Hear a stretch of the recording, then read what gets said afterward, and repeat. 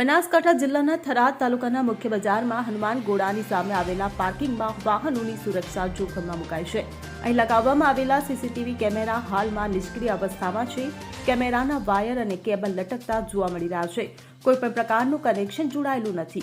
આ સ્થિતિ તંત્રની બેદરકારી દર્શાવે છે.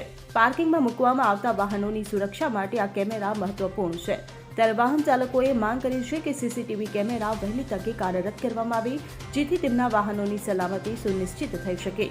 નગરપાલિકાના ચીફ ઓફિસરે આ અંગે સ્પષ્ટતા કરતા જણાવ્યું કે સીસીટીવી કેમેરા નગરપાલિકાના છે. તેમણે ઉમેર્યું કે મેન્ટેનન્સનો સમયગાળો પૂર્ણ થયો છે અને માર્ચ માસમાં વસૂલાત થયા બાદ જ કેમેરા ફરી કાર્યરત કરવામાં આવશે. Bureau report CN24 news.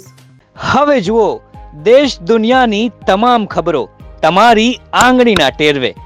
ઉઠાવો મોબાઈલ અને Google Play Store પરથી ડાઉનલોડ કરો અમારી CN24 ન્યૂઝ મોબાઈલ એપ.